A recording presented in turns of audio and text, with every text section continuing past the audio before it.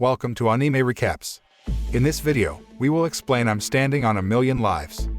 This anime tells the story of a lonely young man who is summoned to a parallel world and his friends by a game master. Instantly, his boring life slowly turned into an adventure. But will the excitement in the parallel world continue, or will it end badly for them? Let's find out in I'm Standing on a Million Lives. 100万の命の上に俺は立っている。I'm Standing on a Million Lives tells the story of a loner named Yuusuke Yotsuya.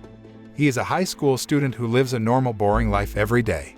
But one day, when Yotsuya's teacher reprimanded him for still not submitting a career questionnaire, Yotsuya saw two of his classmates, Shindou and Kusue Hakozaki, conversing after school, and he felt something strange about them. Sure enough, as soon as the teacher left the classroom, they disappeared from the classroom. The situation became even more strange after Yotsuya heard the sound of a kid running outside the classroom, and the blackboard in the classroom suddenly filled with strange pictures. Then, Yotsuya's body began to glow and was mysteriously transported to another world. It turned out that Yotsuya wasn't the only one who was thrown into that world, because a few moments later, he found Shindou and Hakozaki there. And somehow, Shindou knew that soon a half-faced person would appear. It's true what she said. A half-faced creature called the Game Master suddenly appeared, making Yotsuya surprised to see its hideous head. As if not wanting to waste time, the Game Master immediately gave instructions to Yotsuya to complete the quests with Hakozaki and Shindou. And their first mission is to fulfill the request of a village chief within 14 days. But the process of completing the mission will not be easy because the world is full of monsters ready to kill them. After the Game Master finished explaining, Shindou and Hakozaki changed as if they were characters from a fantasy world. Shindou turned into a wind mage, while Hakozaki turned into a warrior. Then, since Yotsuya still doesn't have a job, the Game Master spins the roulette to determine the job for him. Unfortunately, he only got the role of a farmer. After that, the Game Master immediately left the three of them, and Yotsuya instantly turned into a level 1 farmer. Wondering what really happened, Yotsuya then asked Shindou, who luckily was willing to explain.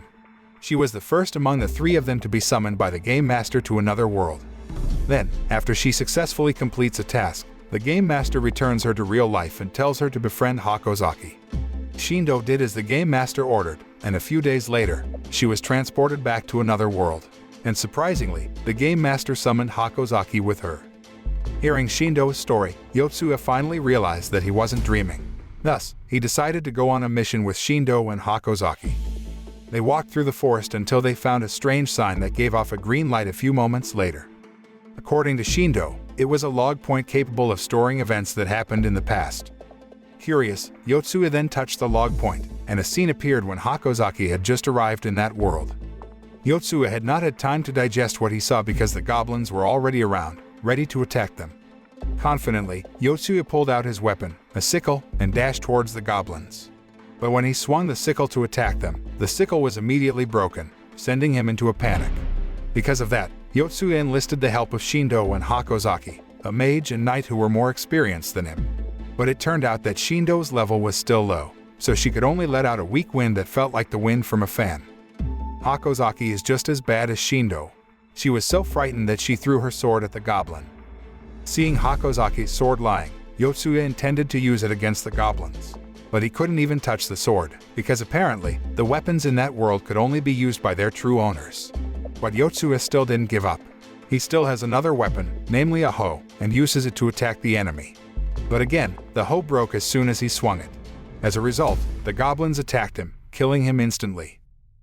Because Yotsuya died, his spirit is now separated from his body. It surprised him even more when he saw the goblins kill Hakozaki. But miraculously, a few seconds later, Yotsuya's spirit returned to his body. In other words, he was revived. According to Shindou, the players in that world would automatically come back to life 30 seconds after their death. Hearing that, Yotsuya then thought there must be a way to win if he could come back to life.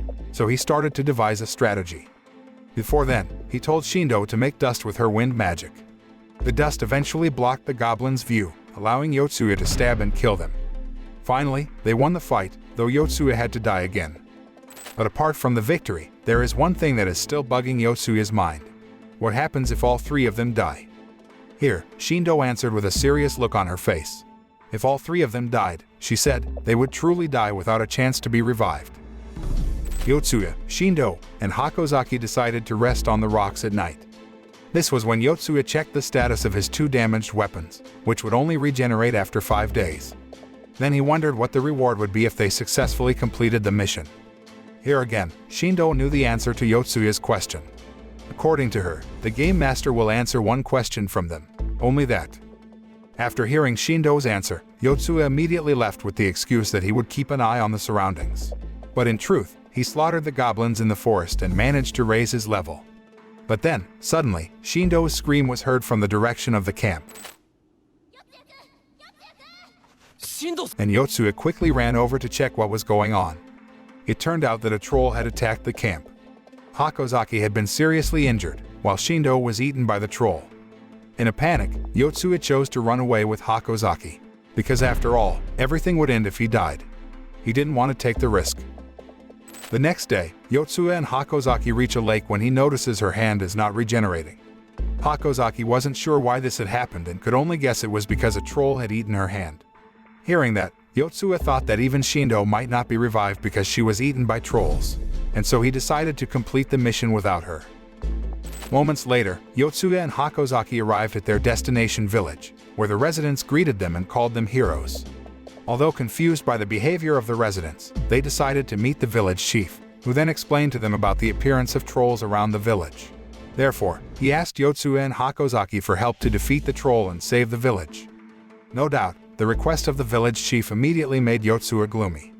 In the end, Yotsuya had to deal with the troll, but he decided not to run anymore. He realized that he wouldn't be able to beat the troll at his current level, so he had to level up first. With that, he left the village while telling Hakozaki to stay. A few moments passed, and now Yotsuya was seen fighting with the goblins in the forest. But unfortunately, even though he dominated the battle, one of the goblins managed to escape, thus making him only reach level 9. To be able to change his job, he had to reach level 10. But now, he was tired and needed rest. Yotsuya had just made up his mind. Suddenly a notification popped up telling him that Hakozaki had died. He then rushed back to the village, which turned out to have been destroyed while he was gone.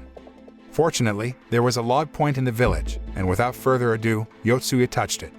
However, Yotsuya was surprised when the log point showed him the scene where Hakozaki was training hard with the sword in the company of a boy. While practicing, she told the boy about herself. In real life, it turns out that Hakozaki can't do excessive sports because she suffers from an illness, so she lacked stamina. Unlike in this world, she felt healthy and could move as she pleased. Therefore, she is determined to train hard to help her team. After Hakozaki finished speaking, that's when the troll came to attack the village and ate her.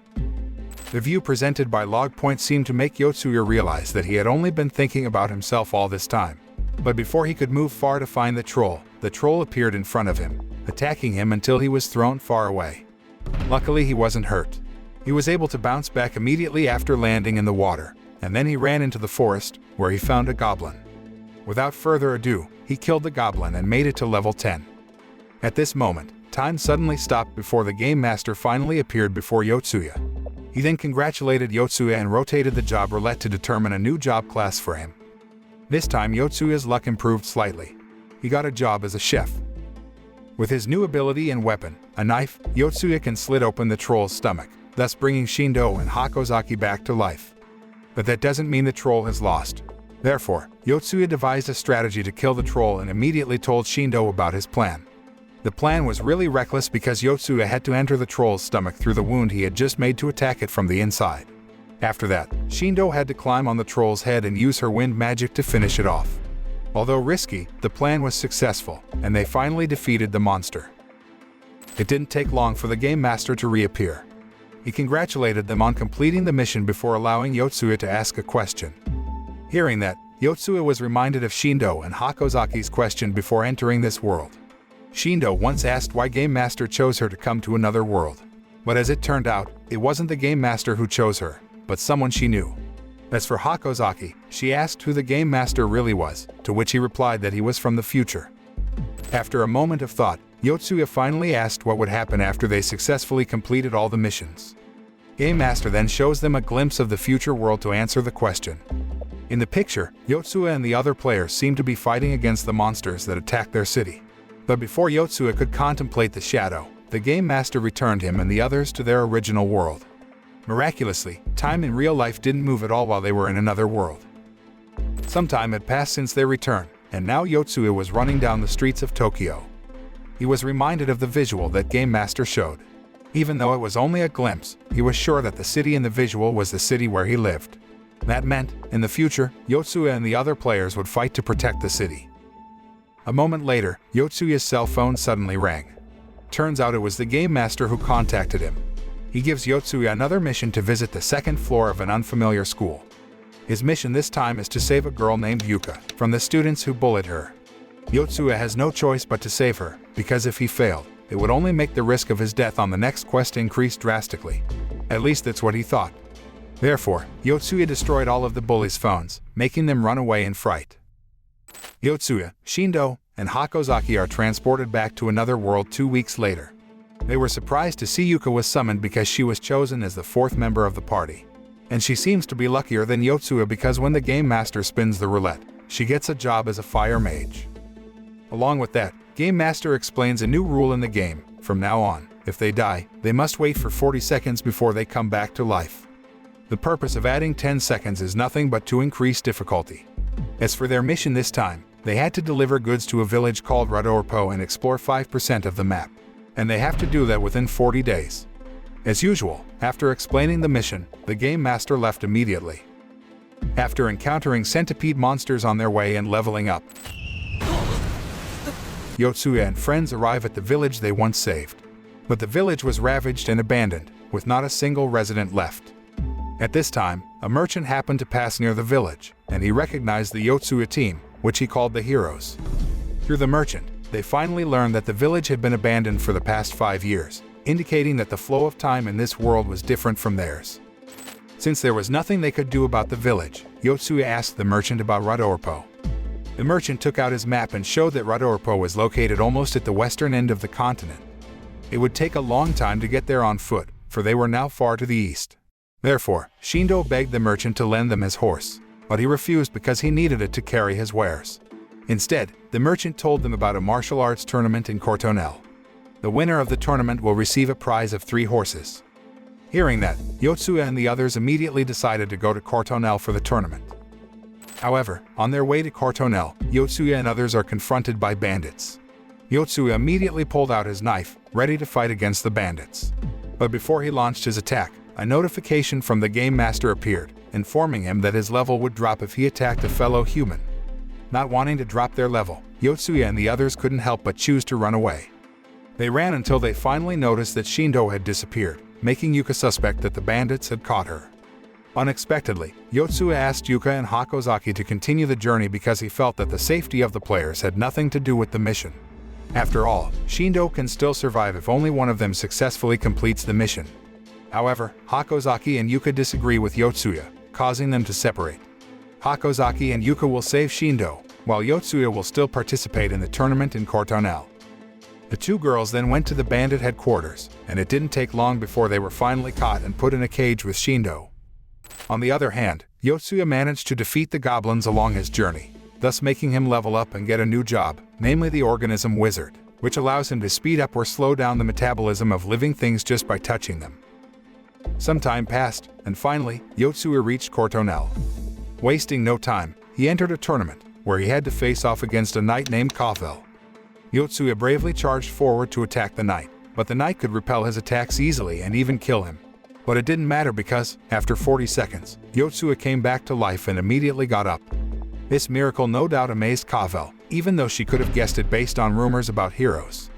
Yotsuya admitted his defeat to Kavel, and therefore, now that it was no longer possible for him to obtain the prize of horses, he asked her to lend him a horse. Unexpectedly, Kavel is willing to fulfill the wish as long as Yotsuya is willing to help her defeat big monsters, such as trolls. Hearing these conditions, Yotsuya immediately remembered something. Instead of monsters, he proposed to Kavel that they defeat the bandits who kidnapped his friend, Shindou. Kavel agreed with Yotsuya's suggestion, and she gathered troops in Courtonel City and led them towards the bandits' headquarters. Courtonel's troops proved formidable. They managed to corner the bandits, to the point that they had to take out their trump card, a large man nicknamed the Berserker. At this moment, Kavel, who really liked to cut the flesh of living creatures, rushed forward against the Berserkers. They then fought for a while until Kavel's stamina was drained. Realizing that Kavel's life was in danger, Yotsuya took action. He blocked the berserker's attack and then distracted the berserker, catching him off guard. Kavel certainly didn't waste that opportunity. She charged forward and killed the berserker with a slash of her sword. After the bandits were overcome, Yotsuya immediately rescued his team members. But while they were enjoying their reunion moment, Kavel came interrupting, saying that Kavel and some of her bodyguards would be taking a sabbatical from their work to accompany Yotsuya's party to Rodorpo. That way, the journey of Yotsuya and his friends will be faster because Kavel has horses. Even so, Kavel had conditions they had to fulfill. First, Yotsuya and his team had to return Kavel's horses once they arrived at Rodorpo. And second, they had to allow her to train them in the sword during the journey. Yotsuya and the others agreed to Kavel's terms, and they continued their journey. And according to her promise, Kavel several times trained Yotsuya and the three girls in swordsmanship. The party arrived at a forest infested with goblins a few days later. Yotsuya and his team confirmed that they would take care of the goblins, because ever since they left the bandits' base, they had only been busy training without raising their level. They started slaughtering the goblins, and unexpectedly, Hakozaki jumped into action. She finally managed to get her courage and kill a goblin, though she later felt guilty and even apologized to the goblin she killed. The next day, the group finds people being attacked by kobolds. Yotsuya guessed that the people might be carrying goods to Rodorpo, so he split his team into two. Yotsuya and Hakozaki would save the people, while Shindou and Yuka continued their journey with Kavel. But Yotsuya and Hakozaki had a hard time fighting these monsters. In the end, Kavel and the others decided to go back and help them. Their decision proved right. Kavel could defeat the kobolds with ease. The group Yotsuya and friends rescued turned out to be soldiers from the Diak kingdom carrying heretics to Rodorpo, where they would later be executed. According to Kamilto, the commander of Diak's troop of soldiers, these heretics are worshippers of the god Arteros, forbidden in the Diak kingdom. Therefore, by order of the king, they had to be executed in public. Kavel immediately became angry upon hearing what Kamilto had said. She thinks Diak is a dictatorial kingdom that intends to rule over the entire continent, and its king even has the heart to execute its own inhabitants in another country. Kavel's humiliation of the king of Diak certainly made Kamilto just as angry.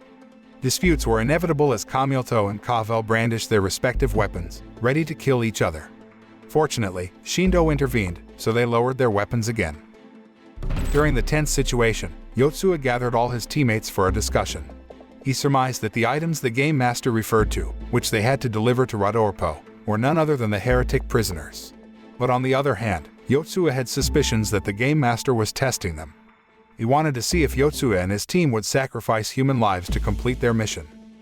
The four of them were unable to decide exactly what they should do. So, for the time being, they will accompany the soldiers of the Diak kingdom to bring the prisoners to Rodorpo. 2 days later, the group arrived in a mountainous area. At this moment, Kamilto suddenly informed them of the shortcut to Rodorpo, and that shortcut is a cave under the mountains. But it's all just a trap. Kamilto reasoned that he had to activate the cave mechanism so they could get out from the other end. And because of that, he asked Yotsuya and the others to first enter the cave. They innocently followed Kamilto's instructions, only to find themselves trapped inside. Kamilto had activated the cave's security system, closing the exit behind them. Yotsuya was starting to get worried because he wasn't sure they could get out of the cave, and now they had lost the captives, which were probably the things they had to bring to Rodorpo. Even so, Kavel remained persistent. She advised them to find a way out of the cave as soon as possible, so she could kill the traitors. So, they went deeper into the cave. But unfortunately, the cave was filled with traps, one of which made Yotsuya fall into a hole and separated him from the group. The wall at the bottom of the hole did not allow him to climb up, so he asked the others to go first. Shindou and the others were forced to continue without Yotsuya. They continued walking down the cave until Hakozaki suddenly asked for a pen and paper to analyze the traps in the cave. And after doing some calculations, she was finally able to understand how the traps worked, allowing them to continue searching for their way out safely. Fortunately, Yotsuya was able to find a way to get out of the hole by making a foothold with his knife. After a while, Shindou's group finally managed to find the cave's exit gate, which once they opened it, revealed the battle arena behind it. And the opponent they had to face was a monster called a gargoyle. As if that wasn't enough, soon the vampire bats appeared, breaking their concentration. Kavel stepped forward to face the gargoyle with a smile on her face while the others were busy taking care of the bats. But the gargoyle was too tough for her. After clashing swords for a while, it stabbed Cavell, sending her falling into the water. After dealing with Cavell, the gargoyle turned the attention to the frightened Shindou. She was so scared that she slowly backed away and accidentally stepped on a bat to death.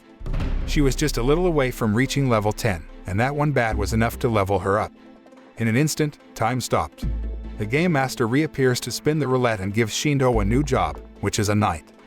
Shindou then attacked the gargoyle with her new sword, but unfortunately, her sword couldn't cut the monster's hard skin. In contrast, the gargoyle could throw her far with just one attack. At this point, Shindou remembered Cavell's teachings when she taught her the swordsmanship, which was to stab the enemy's heart directly from above. That way, her sword won't be blocked by the ribs. Shindou felt that the attack technique was worth trying, and with that, she charged forward to practice it. Her efforts ended in great success. She manages to stab the gargoyle's heart and kill it, though she loses her right arm during the battle. A few moments later, Yotsuya finally arrived at the battle arena, where he saw Shindou smiling triumphantly and one of Cavell's men screaming for him to quickly save his master. When Cavell woke up, she was already in the carriage, with the wound in her stomach already healed. Her bodyguard, Makua, tells her that Yotsuya healed the wound using monster blood, though it drained his mana. After saying that, Makua got out of the carriage, leaving his master alone with Yotsuya, who was still unconscious. At this moment, Cavell suddenly kissed Yotsuya. Shindou and the others, which accidentally were about to check on Cavell's condition, were immediately taken aback when they saw what Cavell did. Out of curiosity, Shindou then asked Cavell why she did that, but Cavell simply replied that she got the urge to just do it. There is no other reason. In the afternoon, Yotsuya finally woke up, and he immediately discussed with his team members their mission. Based on Yotsuya's proposal, they decided to split up into two groups. Team A, consisting of Hakozaki, Shindou, and Makua, will find a way to complete their quest. Meanwhile, Yotsuya, Yuka, and Cavell will after the Diak soldiers. After that, Team A immediately set out to look for moving items to Rodorpo, while Team B devised a plan to confront Diak soldiers. They had to be careful because if they were to directly fight with the soldiers, it could trigger a war between the Diak Kingdom and Cortonel. After thinking for some time, Yotsuya finally found a strategy. The next afternoon, Cavell, Yuka, and Yotsuya had caught up with Kamilto and his men, but they didn't act right away. Instead, they chose to watch the group while waiting for a good opportunity. And the opportunity came at night. At this time, Yuka visits Diak's soldiers' camp, claiming that she actually doesn't get along with Yotsuya, who has converted to the Arteros religion. She was even willing to lead them to Yotsuya's camp location so they could capture him.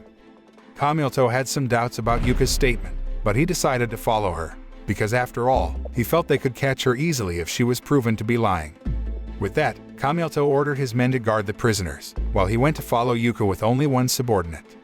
But after a few minutes of walking in the dark, Kamilto's man stabbed Yuka in the back before checking the location she indicated. But there, Kamito's men didn't find Yotsuya or anyone, so he returned to Kamilto and reported that Yuka had lied. With that, they returned to the carriage with the revived Yuka. Kamilto and his men did not realize that they had fallen into a trap. Yotsuya sneakily sneaked into their camp and beat the guard soldiers unconscious as they left. Then, he asked the captives to take off their clothes and put them on Kamilto's men. After that, he told them to hide in a cave not far from there. So when Kamilto returned to camp, Yotsuya pointed at Kamilto's men lying unconscious, claiming he had incapacitated the captives. After that, Yotsuya killed the soldiers by burning them alive, making Kamilto panic because he thought it was his captives who were on fire. During the chaos, Yotsuya and Yuka took advantage of the situation to escape from the scene. Riding Kamilto's horse, they then headed for the cave where the prisoners were waiting. Kamilto felt sad and upset after failing to carry out the mission his king had given him. He still gave a report about his failure to the king, with a letter sent using the bird he brought.